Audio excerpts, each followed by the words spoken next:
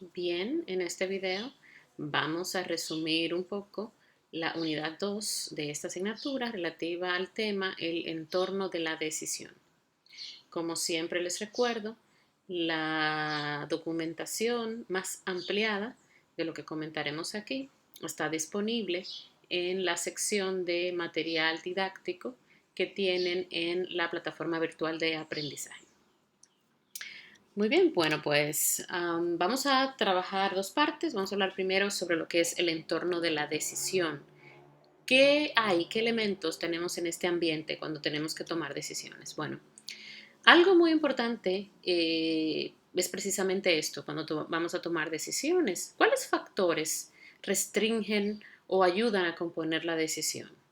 Bueno, hay un factor muy importante, también llamado estado natural, más bien es un conjunto de estados naturales que tienen que ver con el entorno en que la decisión se toma, ya sea entorno social, político, económico, físico, entre otros muchos aspectos.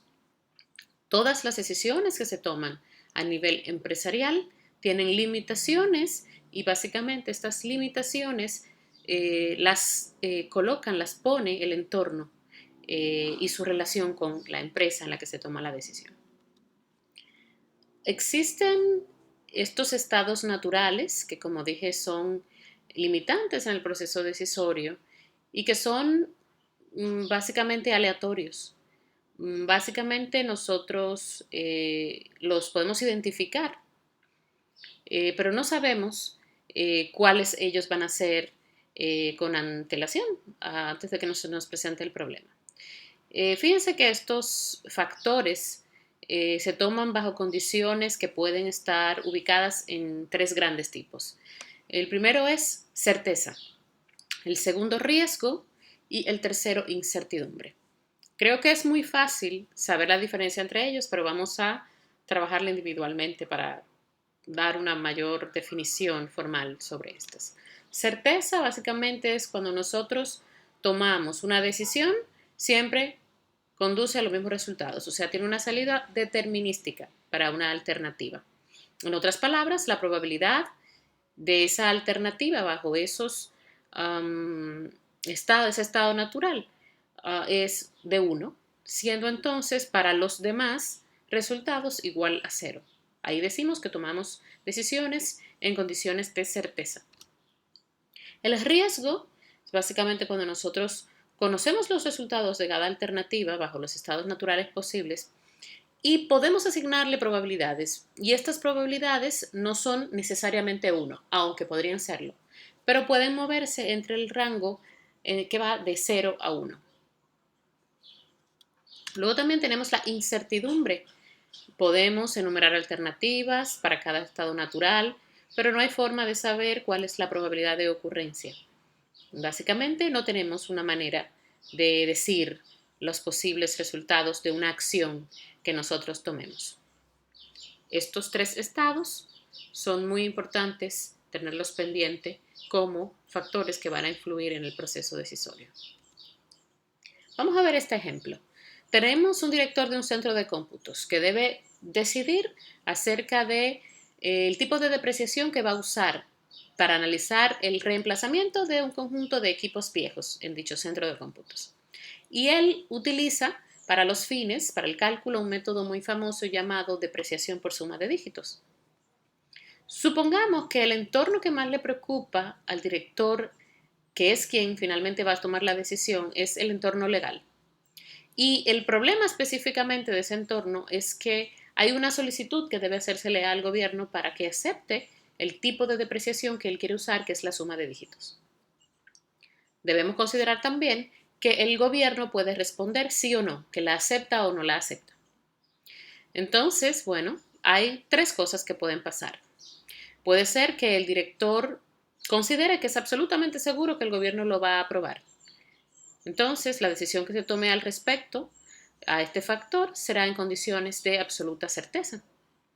Si el director no sabe con certeza la respuesta que dará el gobierno, pero tiene experiencia o puede, por ayuda de alguien, por ejemplo, asesores legales, saber las probabilidades de que el gobierno diga de acuerdo a ese problema particular que se acepta el sistema de depreciación que él quiere. Entonces su decisión se basa en condiciones de riesgo, hay una probabilidad de aceptación que, ¿verdad?, no es algo totalmente seguro, pero está en el rango de 0 y 1. Y también puede pasar que es imposible que él pueda asignar de manera absoluta un tipo de probabilidad a la respuesta del gobierno con respecto a la depreciación que debe usar en el análisis. Por tanto, cualquier decisión que él tome va a estar basada en condiciones de incertidumbre.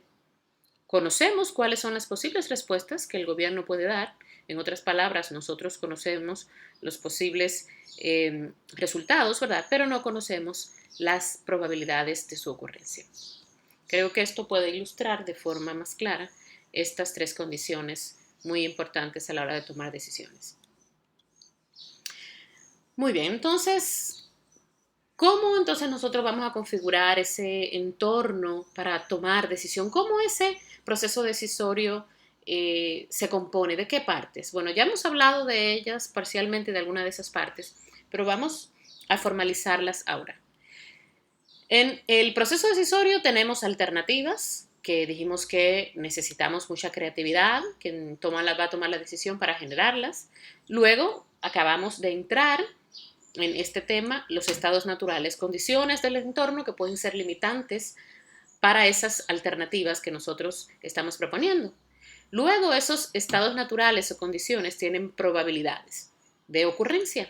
Y acuérdense que dijimos que pueden ser totalmente ciertas, o sea, haber certidumbre total, riesgo o total incertidumbre. Luego también nosotros tenemos que buscar en ese proceso decisorio una manera de evaluarlas, dadas los tres primeros elementos o partes constitutivas, para nosotros finalmente tomar la decisión para cerrar el proceso. Una pregunta que en este punto nos surge es, ¿cómo podemos unir todos esos elementos? ¿Cómo unimos alternativas? ¿Cómo podemos evaluar y decidir de manera final? Utilizando un modelo operacional que nos sirva de base para tomar esa decisión de la forma más correcta posible.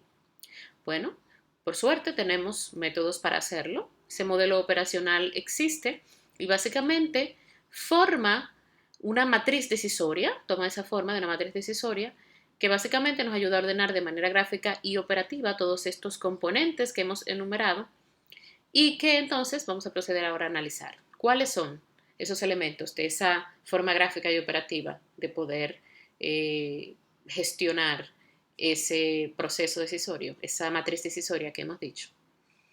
Bueno, tenemos una matriz que nos va a permitir colocar el conjunto de alternativas.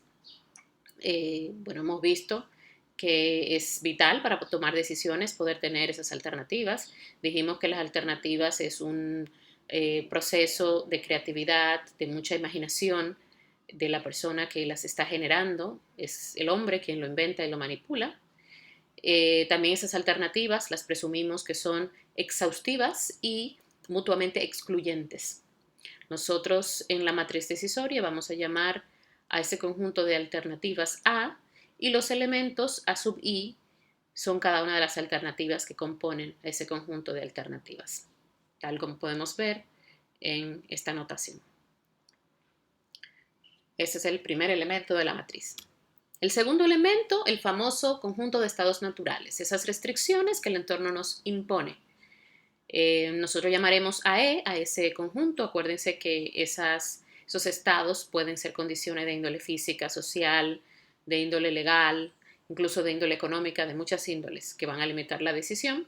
También las suponemos exhaustivos, excluyentes y también independientes, aunque en la vida real no siempre es así. Pero para nuestro accionar la vamos a suponer así y vamos a intentar definirlas de esa manera.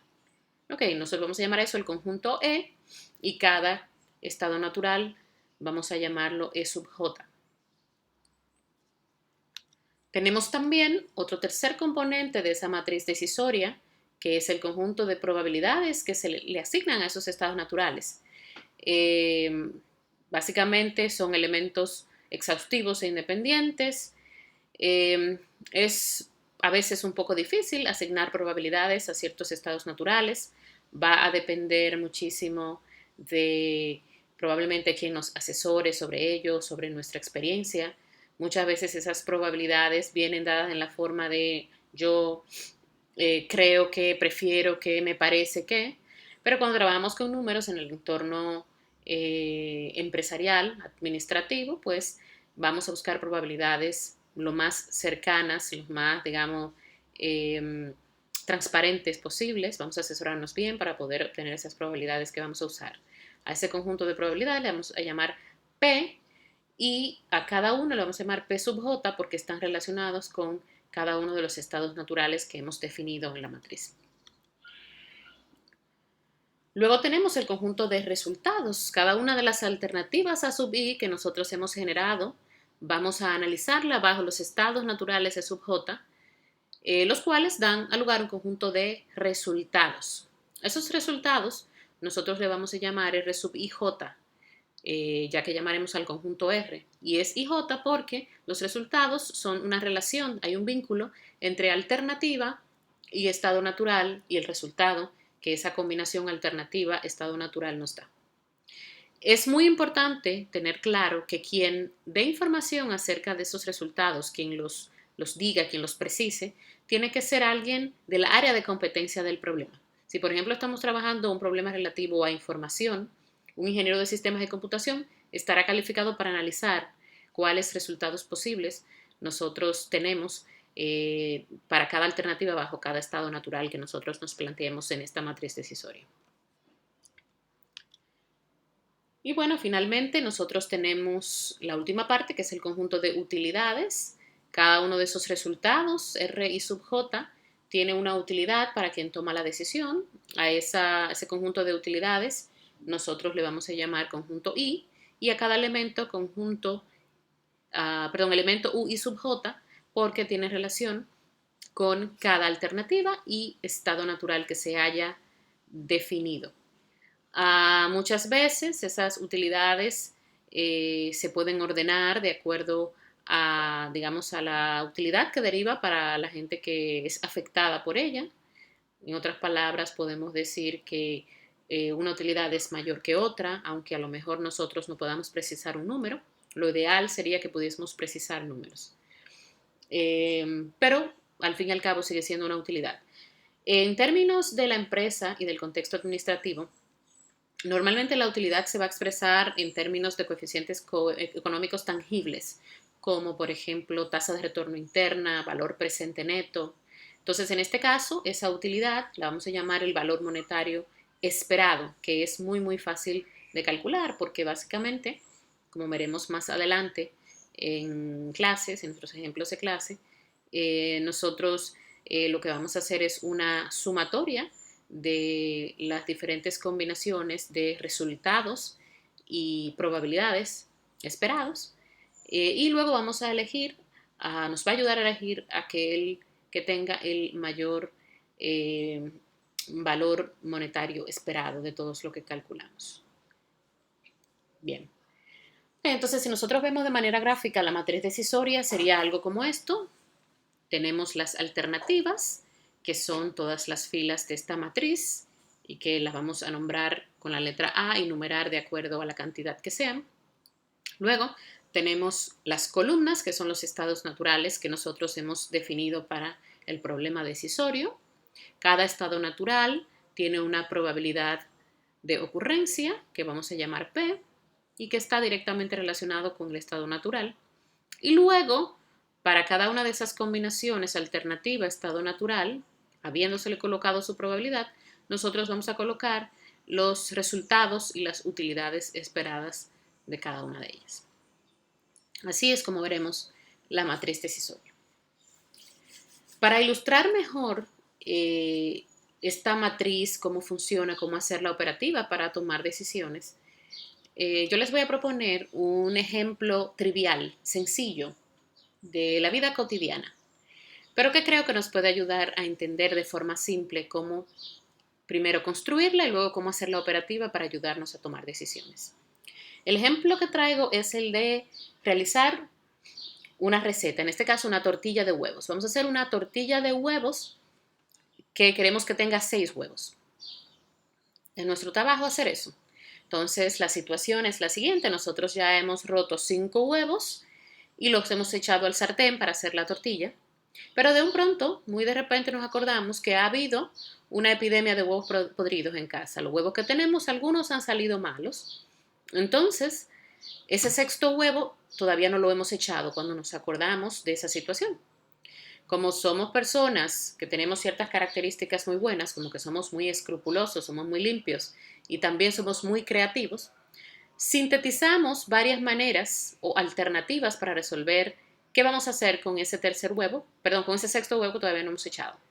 Entonces, hemos sintetizado después de mucha creatividad estas 3 alternativas.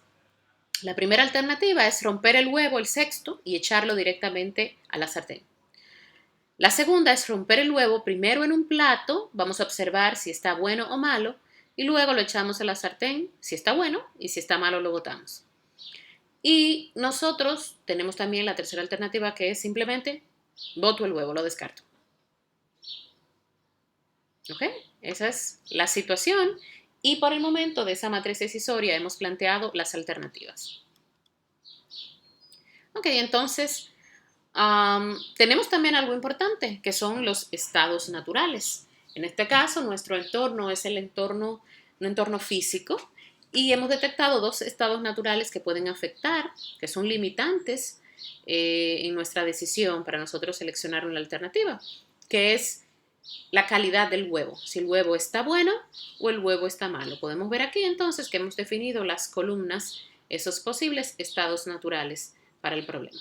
Tenemos entonces alternativas y estados naturales de esa matriz decisoria. Luego nos quedan los resultados y las utilidades del problema. ¿Cuáles serían en este caso? Bueno, vamos a ver. Nosotros tenemos la primera alternativa, que es si el huevo está bueno, yo podría tener una tortilla de 6 huevos deliciosa. Si está malo, entonces yo me quedaría sin comida. Recordemos que la primera alternativa es romper el huevo en la sartén directamente. Entonces tengo esas 2 situaciones. Si sucede que lo abrí y estaba bueno, perfecto, una tortilla más grande de 6 huevos. Si estaba malo, perdí toda la tortilla porque la dañé echando el huevo malo a los 5 que ya estaban buenos. Bajo la segunda alternativa, que es romper el huevo en el plato, pues si el huevo resulta bueno, tengo mi tortilla de 6 huevos, pero tengo un plato también que fregar. Tengo más trabajo. Si resulta malo, pues básicamente me quedaré con una tortilla más pequeña de 5 huevos. Tengo que botar el huevo, sexto, y luego también tengo el plato. Luego la última alternativa es la de botarlo. Si el huevo estaba bueno, yo lo habría botado, entonces tendría una tortilla de 5 huevos y habría perdido un huevo totalmente bueno. Si el huevo está malo, entonces yo me salvé, me escapé de usar ese huevo y tendría una tortilla más pequeña de 5 huevos. Ok, empezamos ese análisis de esa forma. Entonces, en esta matriz, por el momento vamos a colocar esas alternativas. Fíjense ahí cómo decimos, bueno, si rompo el huevo en la sartén, si el huevo está bueno, tortilla de 6 huevos buenos. Si está malo, me quedo sin comida, los pierdo todos. Segunda alternativa, rompo el huevo en un plato. Si el huevo está bueno, entonces ahí el resultado es que tengo una tortilla de 6 huevos y un plato que lavar. Y si estuvo malo, tendría una tortilla de 5 huevos y un plato que lavar. Si boto mi huevo, entonces si el huevo resultó que era bueno, pierdo un huevo y me quedo con una tortilla de 5. Y si estaba malo, me salvé, pero me quedo con una tortilla más pequeña de 5 huevos. Ahí está el resumen de lo que hemos hecho hasta ahora. Entonces, bueno, ¿cómo asignamos utilidades a esa matriz de resultados? ¿Cómo podemos decir qué tan bueno es algo que sucede, qué tan malo es? ¿Qué consecuencias tiene cada uno? Bueno, en este caso nosotros podemos ordenar, acuérdense que estamos hablando de un problema un poco trivial, un poquito más subjetivo en algunos aspectos, pero podemos ordenar resultados de acuerdo a nuestras preferencias. Lo que nosotros, como cocineros, estimamos que rinde más utilidad y lo vamos a organizar de, digamos, de arriba hacia abajo, lo que más nos gusta con respecto a lo que menos nos gusta. Entonces, fíjense cómo nosotros podemos decir aquí, bueno, el resultado 1,1, o sea, alternativa 1, estado natural, si ustedes recuerdan en este caso, es que voy a cascar el huevo, la alternativa directamente en la sartén, y el estado natural es que el huevo sea bueno, es más preferible a la 1,2, ¿cierto? Es más preferible. Y así vamos colocando, de acuerdo a de mayor preferencia a menor preferencia, los resultados que nosotros queremos para poder, digamos, establecer utilidades de cada uno de esos resultados. Entonces, imagínense que en el problema, quien está trabajando con él dice, bueno, estas son las utilidades de esos resultados. Si elijo cascar el huevo en el plato y el huevo resultó bueno, para mí ese es perfecto. Esa sería la mayor utilidad. Si lo decidí cascar en el sartén y salió malo, bueno, es lo peor que puede pasar porque ya dañé todos los huevos. Ahí sí me quedo sin ninguna tortilla. Y así se le han ido colocando a las combinaciones alternativas a estados naturales diferentes utilidades. Por ejemplo, en este caso es más o menos un 0,8 que yo casque el huevo en el plato y resulte bueno, porque ahí se me ensució un plato que voy a tener que fregar, que no hubiera tenido que hacerlo si lo casco directo en la sartén, pero no me arriesgué. Y así con cada una de las combinaciones. Ok, entonces para completar la matriz solo nos están faltando las probabilidades, que es un elemento muy importante de esta matriz decisoria. Si no conocemos realmente los resultados de esas probabilidades para los estados naturales, nosotros podemos utilizar la ayuda de un experto que nos ayude a descifrar esas probabilidades, que nos dé luz sobre qué tan probable es que ocurra un estado natural o no.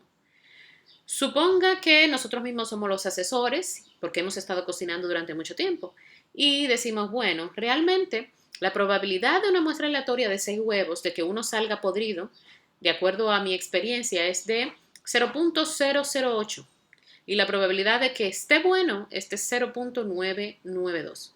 Fíjense qué alta es la probabilidad de que esté bueno con respecto a la que esté malo, que esté podrido. Pero hay que estimar esas probabilidades con asesoría de alguien o nosotros poder documentarnos bien para poder tenerlas, esas probabilidades, porque son vitales para completar la matriz decisoria.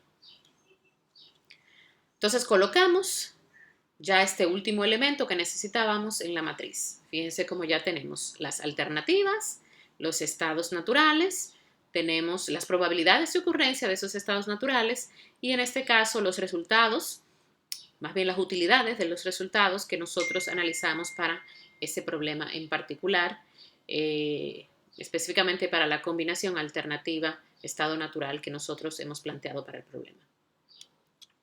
Entonces, ¿qué vamos a hacer? Bueno, nosotros vamos a calcular la utilidad esperada de cada una de esas alternativas. ¿Y qué es lo que vamos finalmente a hacer? Bueno, la búsqueda es la máxima utilidad esperada de todas las que nosotros hemos calculado. Esa sería la alternativa, la que tenga ese mayor valor, la alternativa que nosotros vamos a seleccionar. Entonces, fíjense cómo para calcular para cada alternativa esa utilidad esperada, nosotros lo que hacemos es una sumatoria del producto de la utilidad por la probabilidad para cada combinación alternativa estado natural.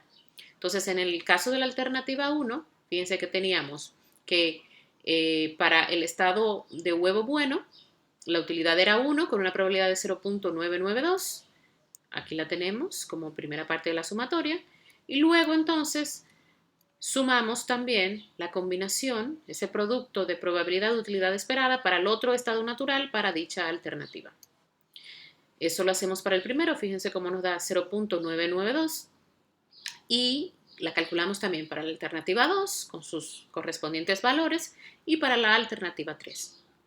En este caso, ¿cuál es el máximo valor de la utilidad esperada? ¿De cuál alternativa es? Bueno, es de la alternativa 1 porque las demás están en 0,798 y la otra en 0,7. De hecho, la alternativa 1 es muy superior a las otras dos. De hecho, tiene mucho sentido porque fíjense que esta probabilidad de que el huevo sea bueno es bastante alta y fíjense que la utilidad que le dimos a la combinación alternativa y estado natural de huevo bueno, la alternativa de cascar directamente en el sartén, es 1. O O sea que por eso es tan alto el valor de la utilidad esperada. Entonces, ¿cuál sería la parte final de todo este proceso? ¿Para qué nos sirvió toda esta matriz? Bueno, para decidir que finalmente, porque tiene la mayor utilidad esperada, vamos a escoger la alternativa 1. Eso es lo que tenemos que hacer. Tenemos que romper el sexto huevo directamente en la sartén. Por tanto, por la razón de que es la que nos da, es la alternativa que nos da la mayor utilidad esperada. Ok, este ejemplito yo creo que nos puede ayudar a aclarar los conceptos que vimos al principio. Es un ejemplito, como dije, trivial. Vamos a trabajar en nuestras videoconferencias con ejemplos más administrativos, pero inicialmente para comprender las diferentes partes de esa matriz decisoria y cómo vamos a operar sobre ella, creo que es un ejemplo bueno. Ahora les propongo que ustedes cambien una probabilidad, la probabilidad del estado natural 1 a 0.85. Y obviamente tienen que cambiar el otro. ¿Cómo entonces cambiaría la decisión si hacemos eso? Analicémoslo y en la clase correspondiente a este tema que vamos a tener por videoconferencia, pues vamos a discutir un poquito los resultados que obtuvieron. Nos vemos en clases.